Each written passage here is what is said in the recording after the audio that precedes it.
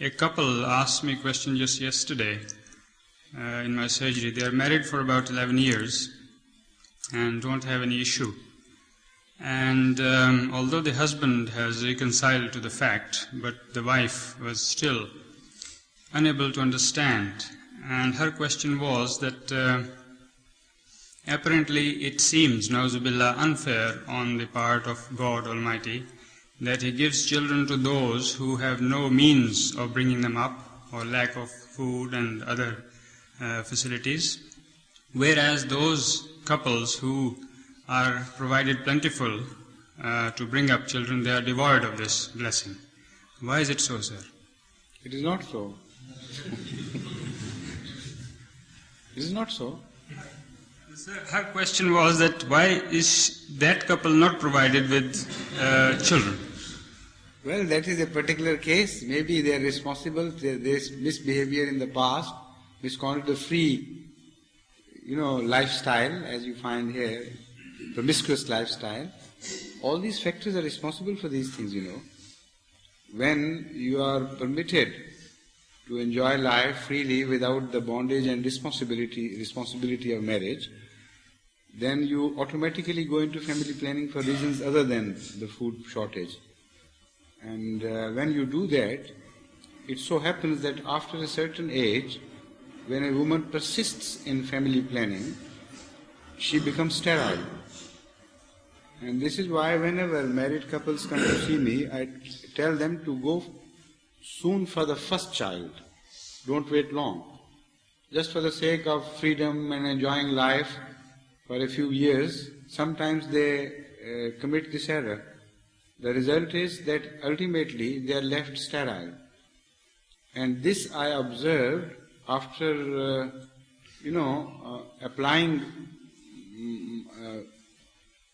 I observed after meeting so many couples, In Germany particularly, I came across so many couples who couldn't produce children, and I'm really surprised why the incidence is so high in Germany.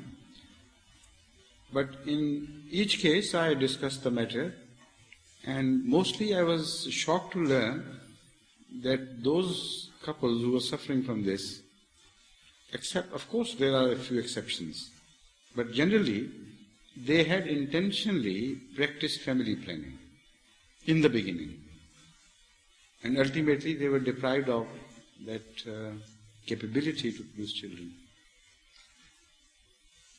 So, sometimes some operations are carried out, sometimes some medicinal treatment is applied, and all these things have their damaging effects. And even apart from this, if a woman marries late, and then again she goes into family planning after marriage, sometimes she is left high and dry and she can't produce children anymore at all. And for that also there are cogent medical reasons. The fallopian tubes get stuck up because of lack of usage. Some psychological factors must play their part in that. When the normal recourse to conjugation is had, and the effect, the net result for which the whole system is created is not permitted to develop. When artificial barriers are created in the way, and the machinery that God has provided us is not permitted to go full circle, the result is, as I expect it should be, that those organs which come into semi-place but not full play, they become stale, and fat deposits begin to appear in that very fine tubes, ultimately blocking them.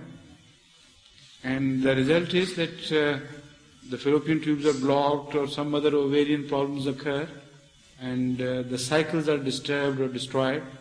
So even if you do not apply mechanical means or have recourse to chemical aids, yet there are possibilities that if you delay the process of childbearing, you might land into such difficulties.